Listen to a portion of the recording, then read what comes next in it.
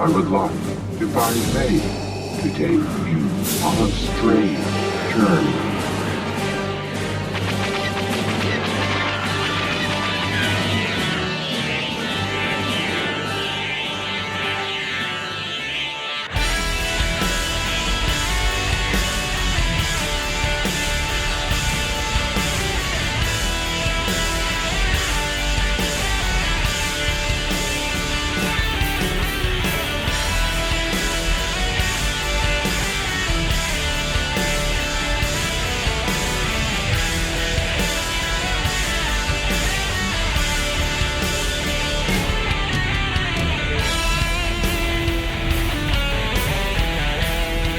Welcome to 9sense. 9sense is a satanic perspective of our modern world, and I'm your host, Adam Campbell. Today I'm being joined by one lovely lady, Lady Elizabeth Salome. How are you, my dear?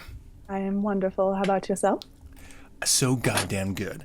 You want to know why I'm so goddamn good? Tell me. Well, there's actually a number of reasons, so brace yourselves for a diatribe. Now, first and foremost, I'm so goddamn good because you're joining me for this. Yay! This is amazing. I've wanted to have you on here for so long, and finally. I finally caved. Finally. Whoop, whoop. No, I'm really excited. You were actually the first featured testimonial in my new promo video that I put out. No, I'm excited. Thank you very much. No, thank you very much. No, thank you very much. It set a really nice tone, and you have a really wonderful voice, and so I thought it just fit in perfectly. And of course, you at least say you look kindly on the episodes or on the podcast, so I had to capitalize on that as soon as I could. That's really what it comes down to. Sorry, I'm just using you. That's all. It's all right. It happened. Totally using you. So it is May 3rd. And we do have a wonderful show for you. It is coming hot on the heels of the Church of Satan's Year 50 International Member Conclave that was held in Washington, D.C. If you didn't know it was happening, well then, you're not a member of the Church of Satan, because every member knew that it was happening. This was a amazing event, and I have so much that I want to talk about it, and there's so much that I can't even now. But I will tell you this, people. I will tell you this. I don't know if you remember at the beginning of the year, I told you that I was going to be having a one-on-one with Magus Gilmore, and because of this celebration, we've been forced to sort of delay that discussion. We now have penciled in a date and time, and we're going to be including discussion about this latest event. So for those of you who attended or had heard of or watched the video of the 6606 event, this was on that scale. It was fantastic. Really, truly a wonderful, what ended up being almost a full week of shenanigans, of satanic shenanigans. Well, it really was just like a weekend, but some of us showed up early and stuff. I will have to say, I hope you guys tuned in for the Walpurgisnacht episode last week. Jessie from My Dream of Jessie put together a really wonderful Satanic Witch episode, and it's still out there, of course, so definitely check it out. Elizabeth, did you have an opportunity to listen to that at all? I did. I am kind of in love with all those ladies right now. They're fantastic, right? Jessie did a great job, though. I'm excited. Yeah, well, what's really amazing is that half of that entire discussion never even made the cut. It was edited for time and context, and so there's still a ton of information that may be leaked out in some other way, or it may be just please.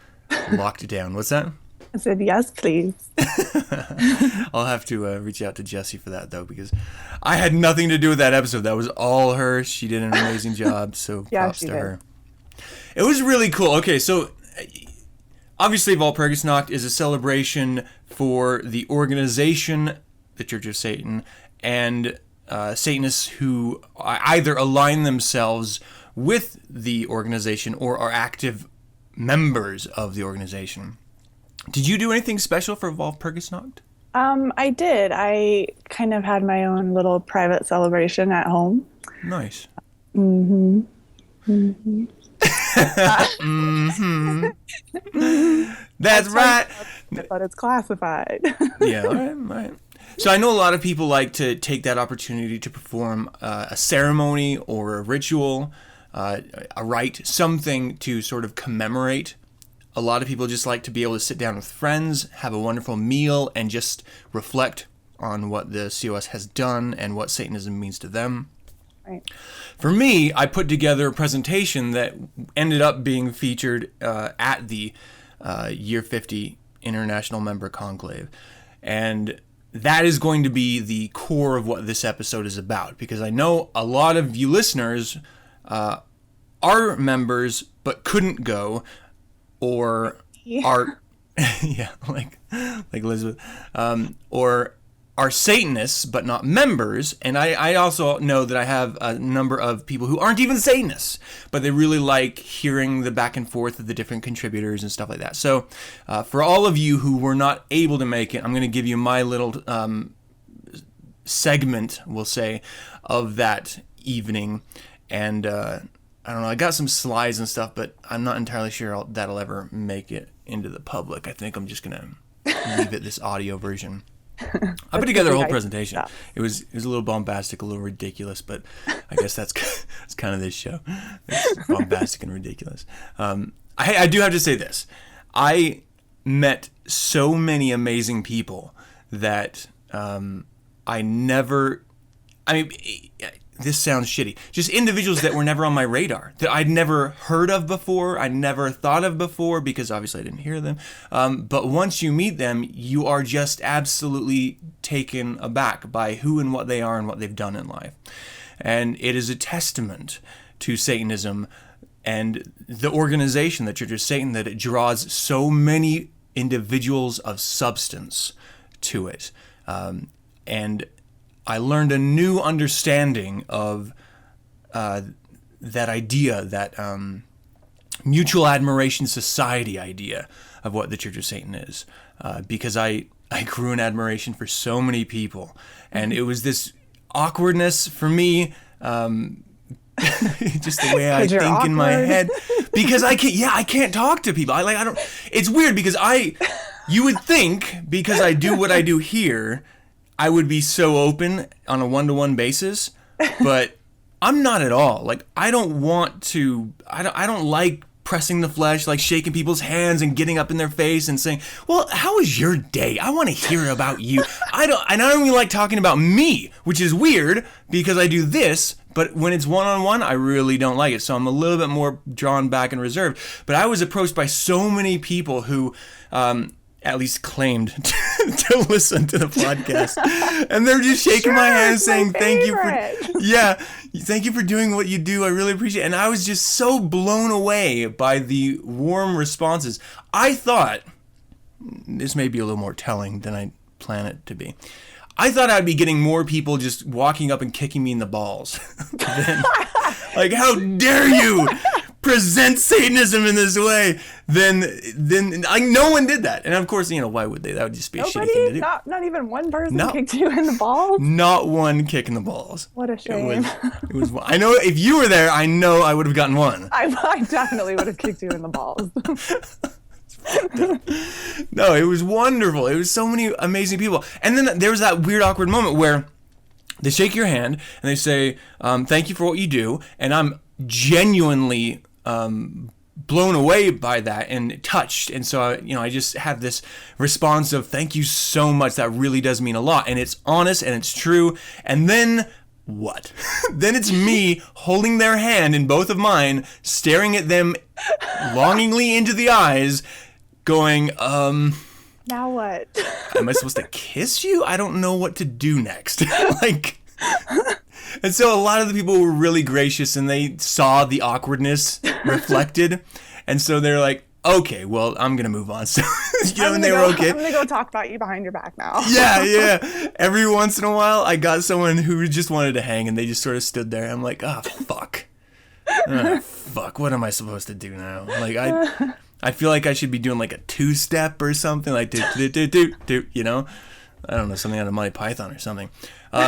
So my awkwardness aside, everyone was so cool. It was just truly amazing. And being able to see old friends that you have corresponded with online for years is really, really amazing. And there's, I'm not going to call anyone out because I'm really not supposed to. But more than that, I just, I wouldn't want to leave anyone out. But there are a number of you who know who you are, who I had such a good time reconnecting with you. And then just the contributors to 9sense, being able to get together with them and have one-on-one discussions.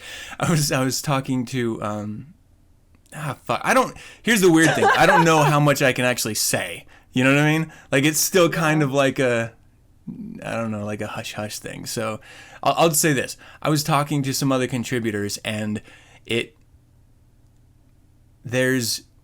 Elizabeth, you and I, for example, we've corresponded online. We've communicated quite a bit, maybe revealed a little bit too much information about ourselves in some form or another. And there's potentially, I don't think there would be, but there's potentially an awkwardness once we are standing nose to nose across from each other. You know what I mean? That's just the nature of connecting to people online in general. Yeah. And so I was afraid of that with the other contributors whom I interface with. Yeah, because there is and I've talked about this in the past, where you present yourself in a certain way. I try to be as open and honest as I can. So I don't think that I present myself differently in person than I do on this show. I hope I don't anyway. And so I never know if other people are presenting themselves differently. And so there's always this little bit of you don't quite live up to what you're saying you are, Right. But when I met the other, all of the other contributors, because some of them I'd only known online, most of them I'd met in person, but some of them I only met online. Fantastic. They were 100% true to who and what they were, and it makes me feel so good about what they do, not only in this segment, but who and what they are as Satanists is really fantastic. Yeah, but still, as with any gathering, do I want to be the asshole here? Yes, do it. There are going to be people that, I've said this a lot on the show, actually, so it's not like a big surprise. I've met Satanists that I don't necessarily like. I don't ever really resonate. We don't have that, there's no shared chord within us. Right. And there's nothing to really talk about. And then when you start to talk to them, you're just like, this is an absolute waste of both of our time. We must move on as soon as possible. Oh, look, there's a ceiling rafter. See ya. As you try to sneak away. I ran into a couple of those, and it was awkward. And I think they probably feel the same way about me, which I'm absolutely okay with. But you wouldn't, I don't know, you go into these big events and you know that there's going to be some weirdness associated with it, either socially or just individually. I didn't meet very many people that I didn't really like, but I know there was one in stark memory that will live on in infamy in my dreams and haunt me, that was just awesome. What the fuck? What the fuck is this? Really? Come on. So, yeah, if next time you meet Satanists, just be prepared. Not all of us are up on the level. I'm not even saying I am. I'm just saying for those that are on the level, they're not every Satanist is going to be there. So be prepared. Don't think that every Satanist you meet is going to be the grand poobah of life, because there are some bottom dwellers. As I'm shitting on people, I'm going to be the total dickhead now. So we started talking about what the show is going to be, including with the Devil's Advocate, obviously the subject of defining the greater satanic conversation. Second up, we're going to do a little Between the Horns. Now, this is Warlock M.A. Mandrake's segment. He's the newest contributor. He's fantastic. This is episode 3, Empathy from the Devil. I'm looking forward to this. And then, of course, it is the first week of the month, so I Dream of Jessie. Now, again, I have to reiterate this. Because this is right on the heels of this event, these contributors didn't have a lot of time to come on the show and to do the back and forth and stuff. So I'm really happy that I got anything from them. But I'm even more ecstatic because these are really good segments. So you really have to give them their due for doing everything they can to provide content to you, even though their lives are insanely busy. So make sure you thank them if you have the opportunity, if you follow them in social media. And that'll be kind of the show. That we're going to end it with a little I Dream of Jessie. Throughout the show, I have a couple of the other contributors I talked to after the Year 50 International Member Conclave. And they're going to sort of just talk about, how they felt about it, what high notes and low notes, if there were any. And, you'll get that sort of interspersed. We'll probably start one here in just a second. I have gotten, and sort of the last note before we start here, I've gotten a lot of correspondence from you guys listening via email, and I'm absolutely buried. I'm gonna try my best, and even through like Facebook, for example, I have a backlog of people I have to reach out to for having reached out to me. I'm not trying to ignore anyone. I'm not trying to, not correspond with you. I'm crazy busy with everything that's been going on, and I have a lot of the things in the works. So I will get to you. Patience is appreciated. Okay, so how about we do a little devil's advocate? How about it? How about it? Yeah. How about it? Let's do it. Yeah. So I'm sitting here with Witch Zaftig, lovely Witch Zaftig. What was this like for you? What was the entire process? This was actually really wonderful in so many ways. It was the first time I had met the High Priest and Priestess in the lobby of the hotel here as they arrived tired and a little annoyed and got accosted by various COS members. Yeah. So it was kind of really... So I haven't been in a room full of COS very often in my life. Yeah. Every time I do, I always feel like this mild euphoria, Really? I don't want it to happen all the time. Yeah. I kind of like the fact that it's, parsed out. But when it does, it's pretty special. I felt the height of it last night was when the Magus was giving us the Dark Lord's Prayer. That was a trip. And we were chanting in unison, and I just was thinking, this is it, man. Like, this is it. It was the most ritual-like moment of the entire weekend. Absolutely. Which was a really nice way to culminate the entire experience. I thought, this is the pinnacle right here. As it was happening, this is the moment, the transcendent moment. So did anything disappoint? Anything just not up to par with what you were expecting? Yeah, I mean, there was no orgies, so no sacrifice.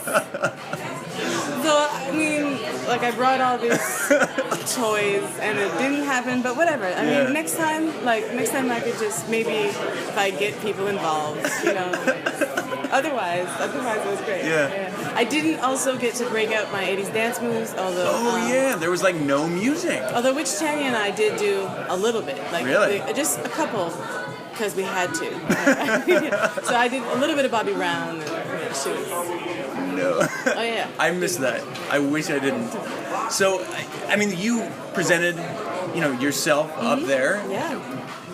It's one thing, I imagine, to present yourself to colleagues in academia. Is it different for you presenting to a room full of Satanists? Extremely different. I was very nervous. I have given, at this point, probably, a few hundred lectures or conferences and teaching. And I'm always a little nervous beforehand. But this time I was extra nervous. And almost uncomfortably so. I got into it, once I start, I'm usually okay. Yeah. But I felt, out of all the times to fuck up, this is not it. Yes. Because it will be remembered. Forever. And it could affect my entire career, If they're like, that girl? Fuck her. I'm not talking to her, ever. She's got a reputation. Yeah, she's got a reputation.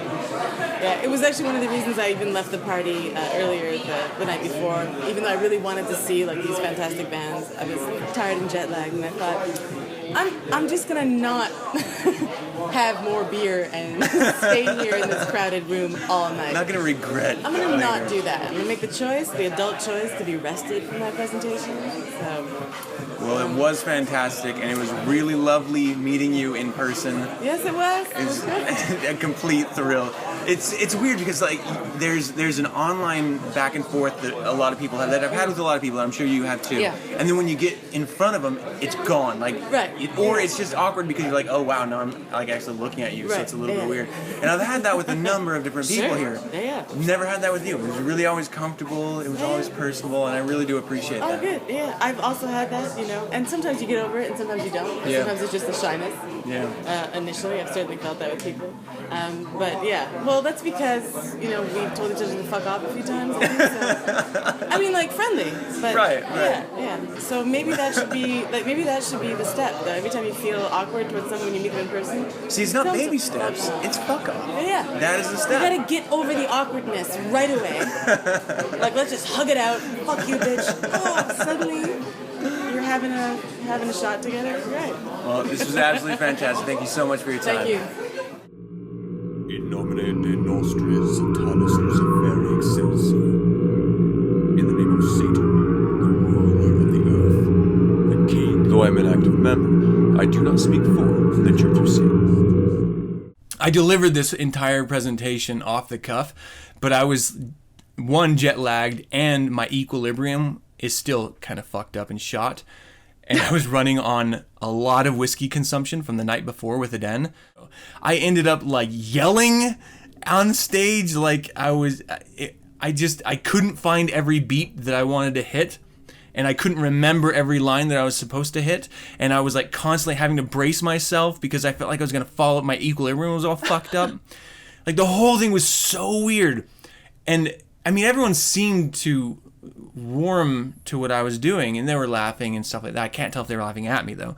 But afterward, it was like this wave of depression that like just washed over me.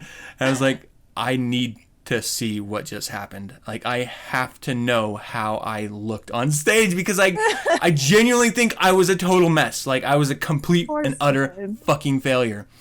So I didn't cover everything I wanted to cover, and so I wanted to make sure that I included it in this show in order to do so. All right, so Elizabeth. Adam. Thank you. I was hoping you were going to say something.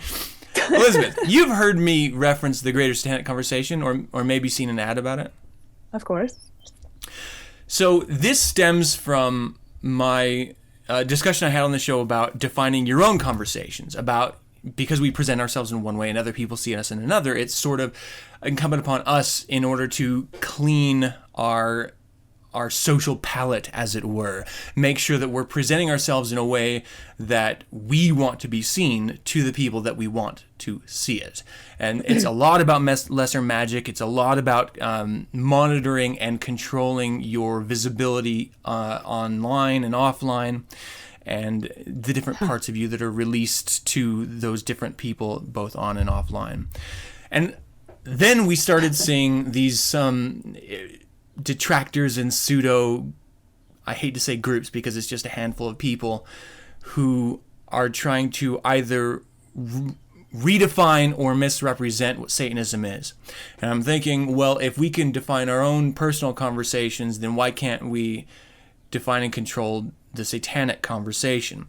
And if there is a satanic conversation being had in the media, whether it's social or TV or radio or whatever, then we need to have a greater satanic conversation. So I know it's simplistic in its projection, in its creation. Well, they're having a satanic conversation, we're going to have a greater satanic conversation. I know how that sounds.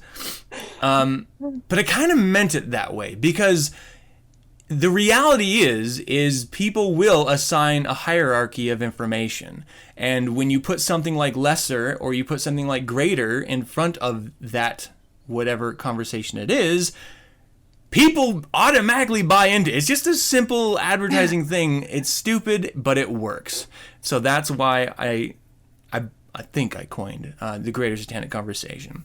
But I needed to define it because saying what it is as a title alone isn't enough if people don't fully understand what Satanism is or what the Satanic Conversation in and of itself is. So I did define it because I'm a jackassy person who likes doing stuff like this. And I'm trying to fill in the blank while I'm looking for my notes because I don't remember anything. I don't retain information. Okay, so the way I define it is it's the definitive expression of Satanism in society. That statement, the definitive expression of Satanism in society, it's a little reductionary as well, but I'm going to break out what I mean by it. So what I mean by definitive, naturally, is that it is Satanism as defined by Anton LaVey, the only actual defined version of Satanism, the only authoritative version of Satanism. Everyone else steals and picks and chooses. Anton LaVey created it, and all of the Church of Satan and all Satanists understand that that collectively is what Satanism is. And then there's the expression, the definitive expression of Satanism in society. So by expression, I don't mean pulling faces. I mean, how has Satanism informed your life? How do you demonstrate Satanism through real life experiences? So you have a profession, right, Elizabeth? I don't know how much you want to talk about it, so just feel free to shut me down. Okay. No, we can talk about it. I might not say exactly what I do, Right. but You're in the creative side of things, right? I am. I own my own business. Yes. So does Satanism inform how you interact with that business? Oh, or how absolutely. you create? Absolutely. Is there any? I know I didn't prepare you for any of this, so No, I'm sort of dropping. no, you didn't. That's how I like it. I like it real and raw. Maybe a little lube. So, are there any beats that you can hit on how Satanism has informed either your profession or your life, your interactions in life? Yeah. I think that the most obvious application of Satanism in my livelihood or my career as a small business owner is in selling what I do and the product that I create to clients. I create a whole romantic ideal about what I do and what I give them. And it's just one big game of lesser magic to me. And it's something that I love. I love that victory. But yeah. Do you think that if you had never been exposed to Satanism, and I don't want to reduce it and say that you would never be able to do what you do, because that's, I think, inherent within you. And like we've always said on the show, Satanism informs your experiences. It doesn't define them. So do you think you would be where you are today in the same position if it wasn't for some sort of enrichment of Satanism in it? Well, yeah. I mean, I think that I would be doing what I'm doing anyway, because it's just part of my nature. But now I kind of have names to call it, and I can kind of refine the inherent parts of what I do. Does that make sense? Yeah, absolutely. I want to sort of double down on that because Double down. I get asked this a lot, and it's, what has Satanism done for you? And I don't know why I get asked this, because it doesn't make sense to me. Certainly not the way that I've ever understood Satanism. But it doesn't do anything for you. It's not supposed to do it. It's supposed to inform you. It's supposed to provide you tools. You're supposed to use it in life. But it's like, if there were thousands and thousands of years of human existence without Satanism in it, and there are amazing examples of de facto Satanists throughout all of that time who had never had Satanism, that were successful and powerful and authoritative. So Satanism isn't supposed to give you things. You're not supposed to. Right. It's supposed to add a sense of maybe direction, maybe a sense of enrichment, the opportunity to step back and recognize, examine, and alter not only yourself, but the world around you. And through that, you can use it professionally. And lesser magic, I think, is one of those.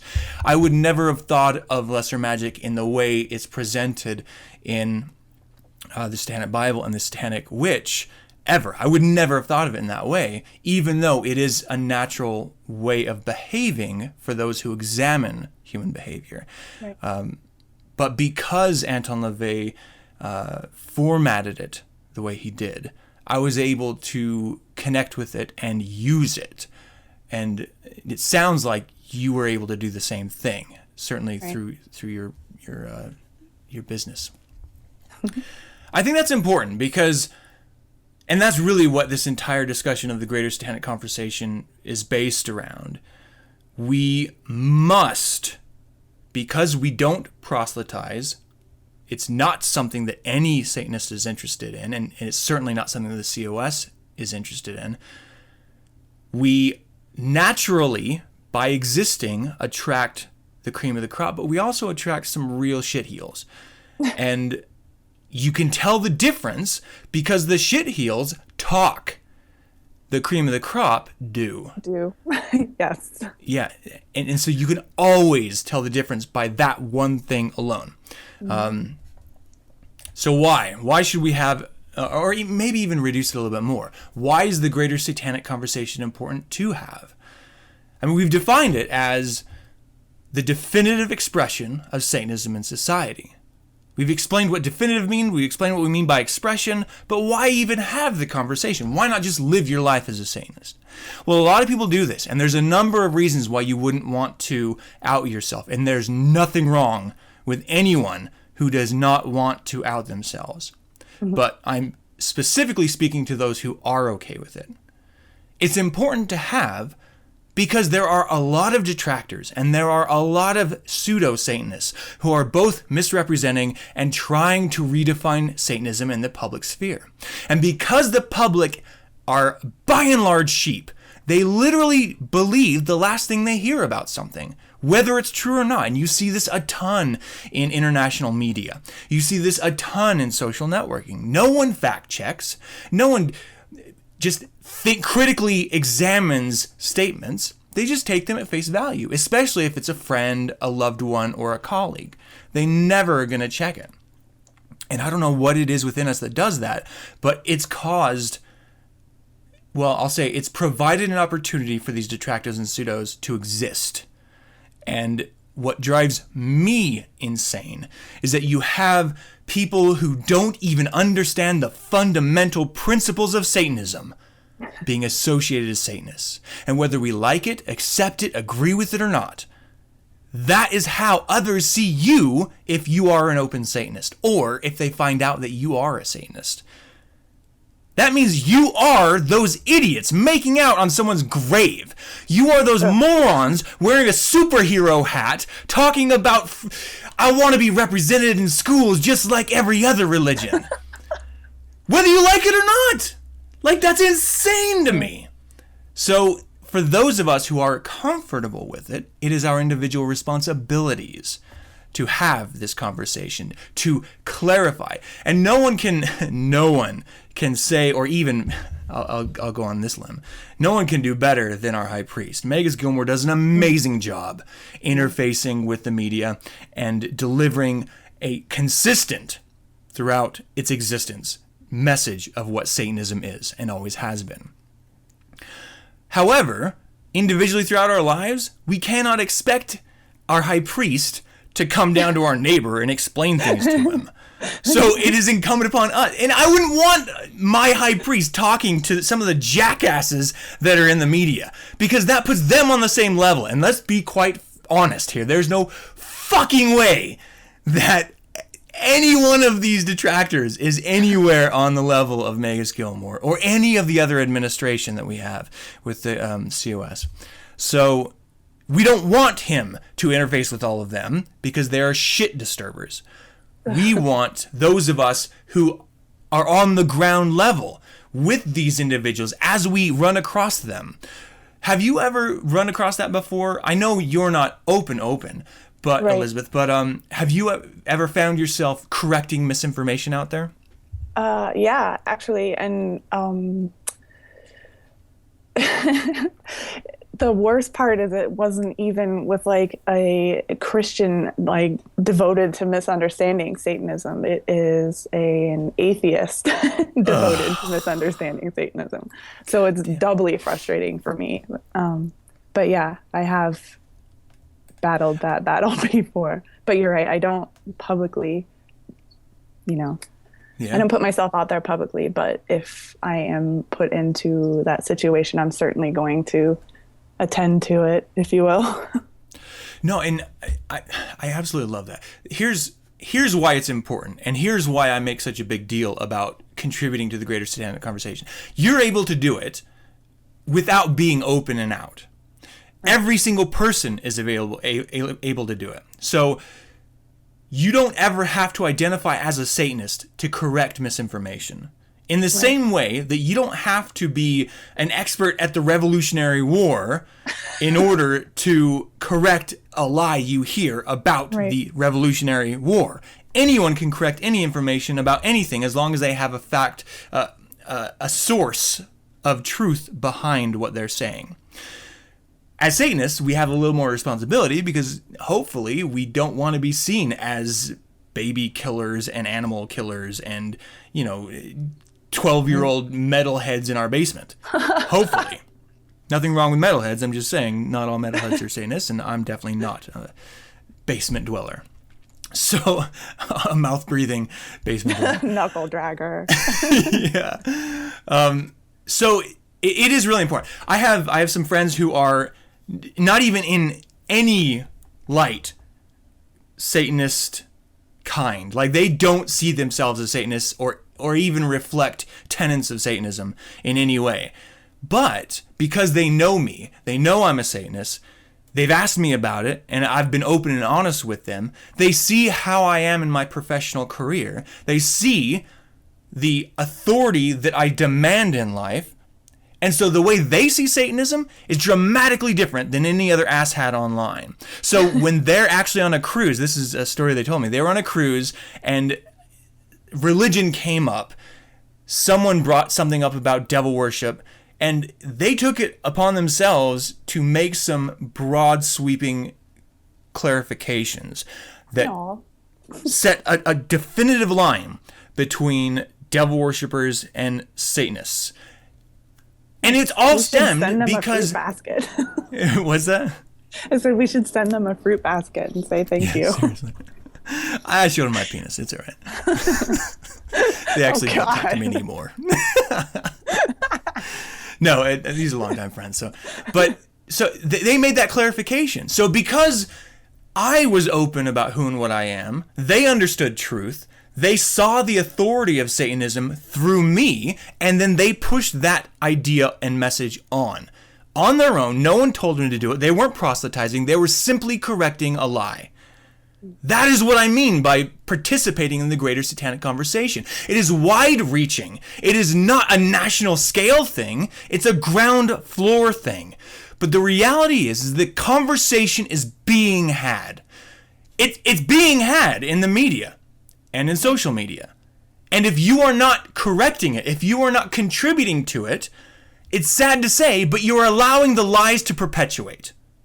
So, again, you don't have to be open about who and what you are. Not everyone has to do this. It's not a mandate. But if you're comfortable with it, the greater Satanic conversation can benefit you if you want to be a part of that. I like to relate this to Islamophobia. I genuinely do not believe that every Muslim is a terrorist. But if you believed anything you hear in the media, then they are. Every single one of them. Child and parent alike. They're all terrorists in waiting, according to the media. It's not true, but that's the Islamic conversation being had. They haven't done a very good job at all of correcting it. But I don't want shit like that to happen about Satanism. It's happened in the past. It's not happening again. Not on my motherfucking watch. So we have things like... Not on my watch, motherfucker! So we have stuff like 9sense that has regular authoritative voices, not mine, but other people who contribute to the show, who have good reputations, that don't talk about their junk all the time, that have things to say, that that are genuinely contributing to this greater satanic conversation. So I want to talk about a couple of them really quick. You all know, if you've listened to the show before, but on the off chance, for those who attended the conference, who may have been the first time you've even heard of 9sense, so you decided to maybe tune in, we have a number of wonderful people like Erin Cassaval with Down to the Crossroads. This woman is amazing, relating the blues to Satanism and human experience. You have people, Agent Provocateur, Darren Deicide, who takes the media that is outside of the American bubble, delivers it in a honest, colorful way, I'll say. But it is real, it is honest, and it's fantastic. You have wonderful minds like Jessie from I Dream of Jessie, who I don't know anyone who delivers content like she does, who sees the world and behaviors and social situations or ideas quite the way she does. It is truly third side perspective type stuff. You have Milton and Rosism with the Den Arden, human sexuality, sex in general, homosexuality, incest, these sort of taboo ideas that are very human, if not socially unaccepted. And he is open and honest about addressing them head on, doesn't tiptoe around it, and it's refreshing to have that. You have wonderful people like Reverend Robert Merciless of the Satanic tradition, who look at the historical sides of Satanism and delivers it in a wonderfully honest and quite entertaining way. And you get like a true history lesson of the Satanic tradition. You have wonderful people like Witch Zaftig of Unorthodoxy with Witch Zaftigs. I don't know why I said plural on that end of that. She's just one lady, a wonderful lady. She's an academic. She studies all religions, not just Satanism. And so she has a wonderful perspective on how religions collectively interact and how they are informed with each other, and that includes Satanism. And then you have our newest contributor, Warlock M.A. Mandrake, who has this wonderful perspective on Satanism and humor, and he delivers it beautifully in Between the Horns. So the greater satanic conversation truly comes down to it's being had. If you don't want to be seen as these detractors and pseudos are presenting us as, then it is incumbent upon you to correct misinformation, live as a professional adult, not a online shit-talking tool, and just present yourself in a way that screams authoritative, that screams professional, that screams adult. You don't need to address every ridiculous statement. But when you do it in a professional way. And you don't have these stupid, ridiculous online arguments that no one can ever win. And all it does is reveal how truly shallow you are as an individual when you fall into that trap. It's not about you. It's about Satanism. You are just one tiny part of it. Recognize that, and collectively, we can truly contribute to the greater satanic conversation, people. I have like this little... I feel all empowered now. Good, you should. In the air. What was crazy at the conclave? I was like screaming. Like, I like prefaced it. I was like, so everyone in the front row, I'm sorry, I may end up spitting on you. Apologize if it happens. I tend to have an excess of saliva. I'm sorry if I water down your drinks. And I was like, I tend to rant. I'm going to try my best not to. And then I found myself like building to a rant. Yeah. And so I had to like get down really close to the mic. I was like, I know this sounds like I'm yelling at all of you individually, but I'm not. I'm not yelling at you. This is just how I am. It was really just funny. A passionate motherfucker. Yeah, I can't help it. It's, it's all meant to be in fun, and it's all meant to be informative and entertaining. And I think it went through really well, or I don't know. I mean, I don't think it went well, but everyone tells me that it was accepted and it went well. So I'm going to take their word for it. But I did want to reinforce that idea here for those who couldn't attend, and then also for those who did attend, that maybe I missed a beat and I didn't hit everything that I wanted to hit. I wanted to make sure I'm absolutely clear about this, because the way I look at life is, and I said this at the conference too, there are 3 things that I love in life: myself, my family, and my religion. And I know how that sounds when you say that you love your religion, but I don't mean it like a Christian. I don't wrap myself in my religion. I don't wear my religion on my shoulder. I don't hide behind my religion, using it as a shield to protect me from the greater world at large. I use my religion to reinforce my own authority in my own professional life, in my own personal interactions. I use Satanism because it is a tool of what Adam is.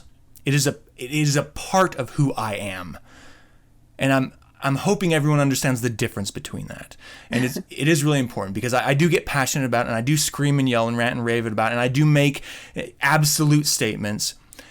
But really, it's all just a reflection of my passion for Satanism and my the position I take of demanding people see it the way it really is, and not the way they want it to be or the way that they think it is. It's important because it's not about us.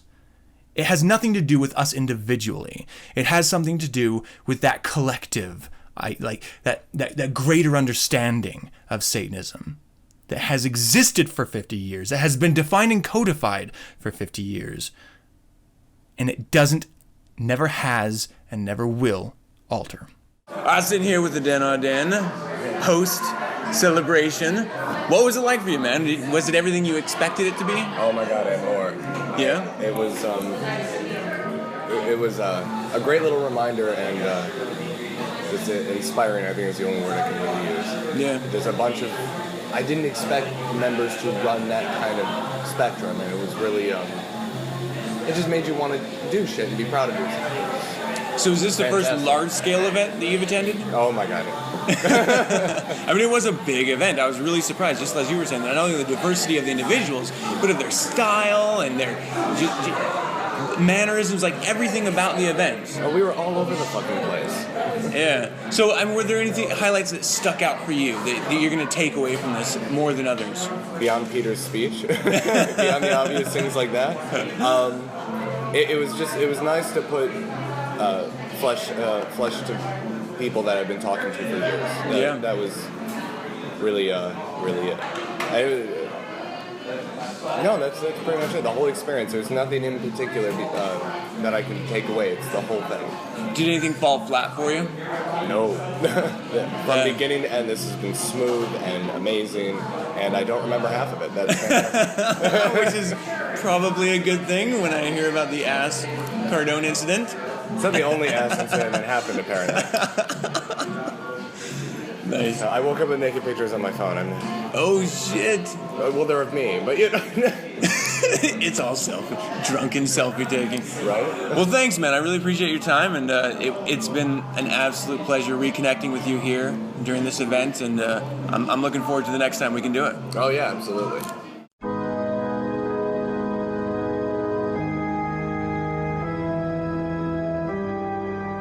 Satanism demands study, not worship, and I'm looking for a few outstanding study partners.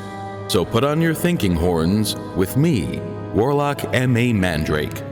It's time to read Between the Horns. The title of this number is Empathy from the Devil.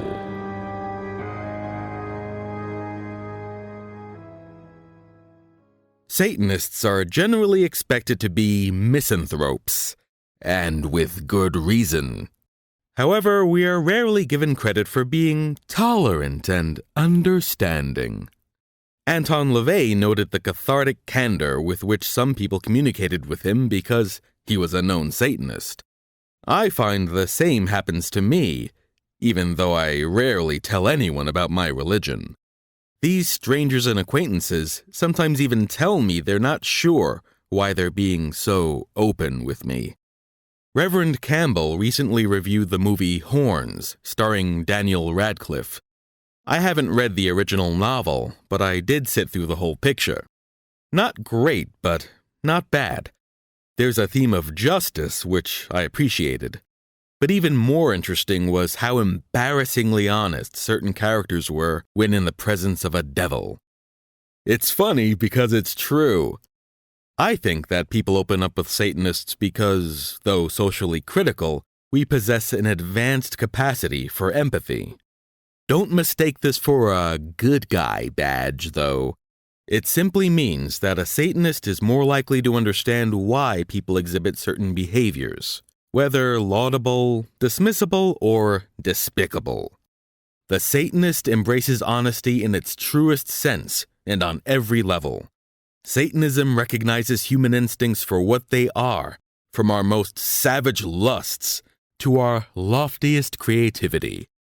Unlike other religions, it provides a framework that reinforces productive urges, while harnessing, rather than denying, destructive instincts.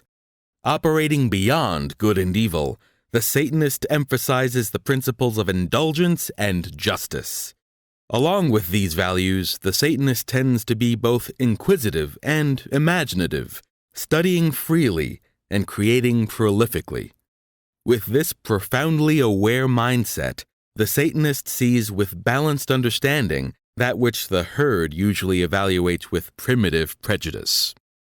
Lucifer might not always like what he sees, but he doesn't kid himself into thinking everything will be okay. Nor does he despair. Ever the pragmatic realist, Lucifer faces the situation with bold honesty so that he can maximize his own joyous autonomy within the given circumstances. A Satanist truly knows what it means to look out for number one. Perhaps this balanced, responsible selfishness is ultimately that to which people respond by, from time to time, confessing their uncensored thoughts and feelings to Satanists. I think it's safe to say that when someone meets a Satanist, that person usually doesn't know it. But looking into the eyes of a Satanist, the average person is as close as he will ever be to true self-acceptance. And self-acceptance is the first step toward evolution. I hope you enjoyed a wicked Walpurgisnacht. Spring is in full swing, thawing the inhibitions of the average Joe and Jane. It's a good time to lend them your left ear and indulge in some misanthropology. Make honest fools out of them. Until next time, this is Warlock M.A. Mandrake saying, Hail Satan. So Jessie, now that you've had the time to digest what you went through last night, I guess for the entire weekend so far, what was the experience like for you? How was it, 50 years? It was overwhelming, I guess. Everybody was very cool. There's not a single person I stopped and talked to that I wanted to get away from. It was just everybody was really cool. What was the presentation like for you? Just that entire process of getting up in front of all these people that the majority you've just never met before, and do you think that was a better thing that you didn't know them? I don't know if that would have mattered. Okay. I have a tough time doing public speaking, so yeah. I guess it was probably better than most because there were a few moments where I got a bit of encouragement from different individuals. Yeah. And I've done public speaking before, and you're normally people are just sitting there staring at you. And I don't usually get feedback when I do it, and this time I got feedback, and that was very nice and much appreciated. Nice. So what was the highlight for you of this entire event? I mean, what are you going to think back most kindly on, I suppose? Well, there were a number of people that I was looking forward to meeting. Yeah. And nobody disappointed, but there was one lady, I won't say her name, she'll know who she was. Yeah. It's not that I was looking forward to it, I didn't know she was coming. She had been posting on Letters to the Devil for years, and I always read her posts, but it's not like we ever messaged each other or anything like that. And I met her and we hit it off, and she turned out to be the coolest person I've met here. And nice. she's been the gem. That's the awesome. crown. Yeah. Hell yeah. So do you think in the future you'd come back and do another one of these gatherings? Yes, definitely. Fantastic. Well, thank you so much for your time. I really appreciate it. All right.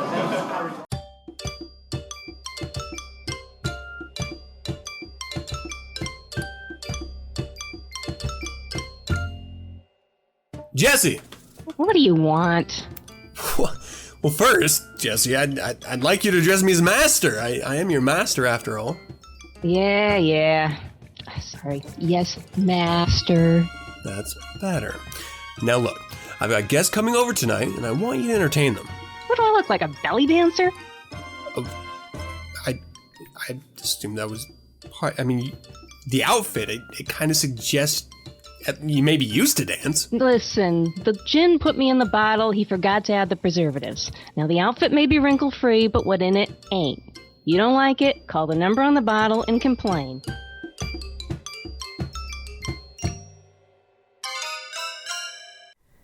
I'm probably not the only Satanist who thinks everything is interesting.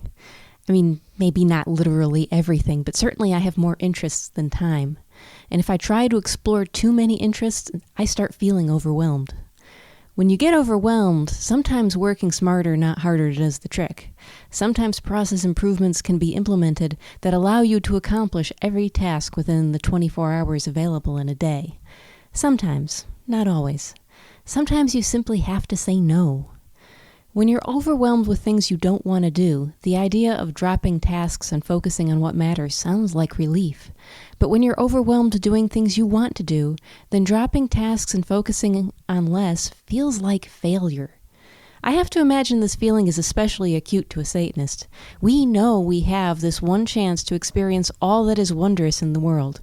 And yet we have crap we have to do in order to maintain our existence long enough to get all these indulgences in. To pass up on the indulgences, that's painful. But the fact is you can't do it all. You can't read every book you are interested in. You can't maintain every worthy friendship.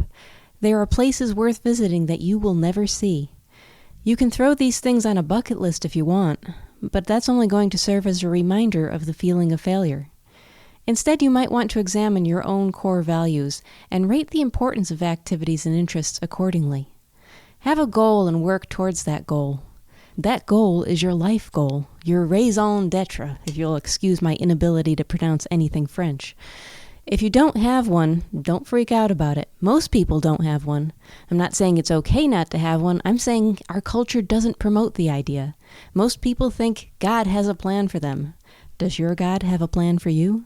If not, don't beat yourself up over it. Just take a day and make one. Start by looking at the things you do today that you enjoy or feel obligated to do. Then really question why you do these things. So if you work out, you might first state that your purpose is to feel healthy. That answer isn't good enough. Keep asking yourself why until you start getting answers like, I'm embarrassed to take my clothes off in front of men, so sex is always awkward. That's a real reason. When you've identified a purpose you wouldn't want anyone else to know, that's when you've dropped all pretenses and gotten to the heart of the issue. Do that for your job, your hobbies, the TV shows you watch, and anything else you do that takes, say, an hour or more per week on average. Those hours add up. Question why you are spending them the way that you're spending them. Once you start identifying your true purpose for a few of these activities, you'll probably find some commonality. Maybe you were exercising to look better naked and have better sex, and you were also bowling so you could have fun interactions with other people. Well, better sex is also having fun interactions with other people. So having fun with other people emerges as a core value in your life, which you might not have realized if you had allowed yourself to keep thinking you exercise to feel healthy and bowl because you enjoy that particular sport. We Satanists have this rule about not complaining about things we need not subject ourselves to. Understanding why you've put yourself in a situation will help clarify whether it's something you need to subject yourself to or not. So if your ultimate goal when exercising is to have fun with other people, but your method of exercising has been to move around to home workout videos, and you hate doing that, now you can stop. Now you know, I don't need to subject myself to this anymore. Why? Because when you know your goals, then you can look at better ways to meet them. If you want to have fun with other people, jumping around in your living room with the blinds pulled down is counterproductive. Bowling may not be a great idea either, particularly if your league is full of grouchy people more interested in winning than playing. So start with your core values and then choose new activities. So now you have a goal that's based on the core values you identified, and you have activities that work towards that goal. It's a great start, but that doesn't mean you won't still get overwhelmed. To avoid being overwhelmed, you still need to get into the habit of recognizing importance and urgency. What's important for you are the activities you've identified. The better something serves your ultimate life goal, the more important it is. So clearly, these are the things to spend time on. Urgency is what will trip you up. Sometimes something is both important and urgent, and it's good to jump on it right away. But sometimes something is just urgent and not important. We shouldn't jump, but we do, because it's urgent.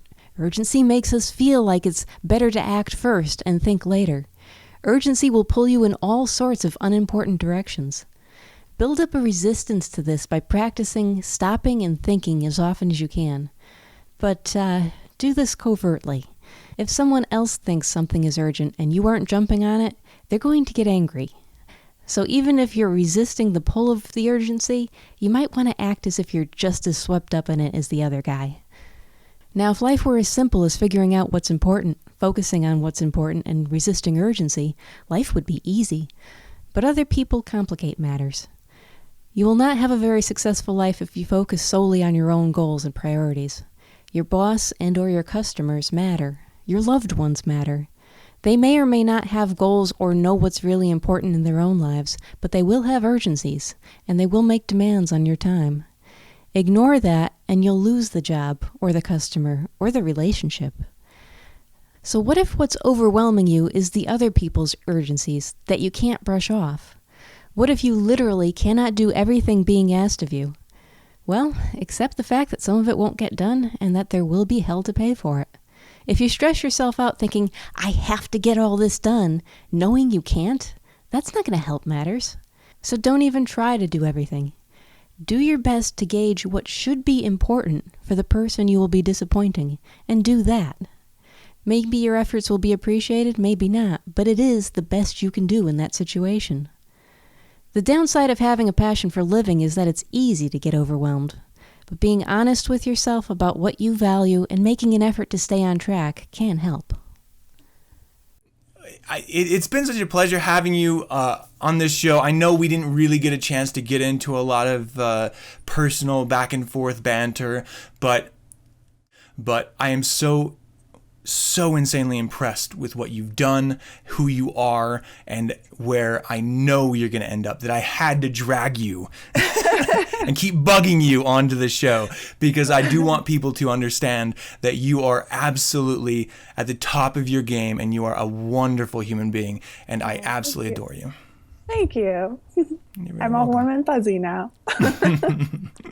And because we're not face to face, you're dry. You don't have me spitting all over your face. I don't mean to do it. It just happens. It just comes out. It does, especially when I get excited. No.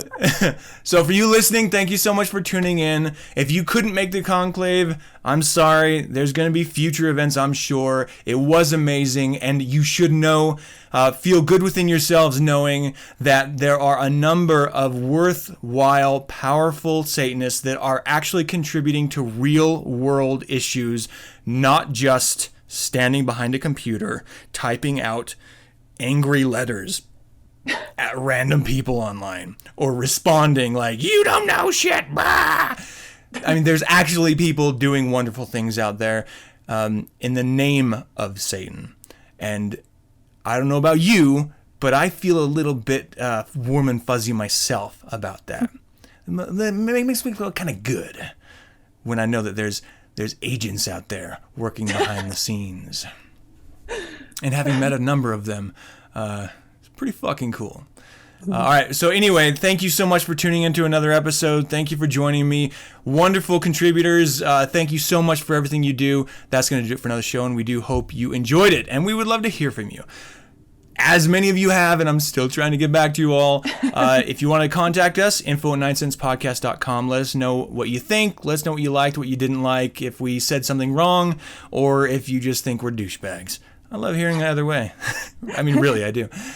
Maybe not the douchebag thing. And honestly, if you don't like what I do, don't kick me in the balls when we meet in person. I definitely do not want that to happen. Please, Elizabeth, don't. Please. I'm sorry. It's got to happen. All right. Well, you guys can visit us online, social media like SatanNet, Facebook, Google+, Twitter, MySpace. MySpace, like anyone's there. And get updated on weekly topics or contests or general information or glimpses into life or whatever it is. You can download the show Mondays. That's actually as we're recording it today because I'm late, via the RSS feed found at 9sensepodcast.com. We're also on Last.fm, Stitcher, and YouTube. Leave us a rating and a comment. Check us out and subscribe on iTunes. And if you'd like to learn more about the Church of Satan, visit churchofsatan.com. I do not think that everyone listening to this podcast should identify as a Satanist or should be a member of the Church of Satan. But I do think that if you tune into this podcast, you will not be misinformed about what Satanism is. And I think that's a really important distinction. The Church of Satan's sole goal is to protect, define, and encourage Satanists and the idea of Satanism. That's really all it's there for. You can learn about it. You can read about Satanism online, churchofsatan.com. Do yourselves a favor. There's tons of really valuable content there. And remember that the only way we're going to continue doing this is via your interaction and your support. Help us help you. You? Not you in the corner. That you're a weirdo. But everyone else. Let's build this podcast together, people. And once again, thank you for joining me. As always, I'm your host, Adam Campbell, being joined by... Elizabeth. Oh, so beautiful. Beautiful Elizabeth. And once again, until next week, Hail Satan! Hail Satan!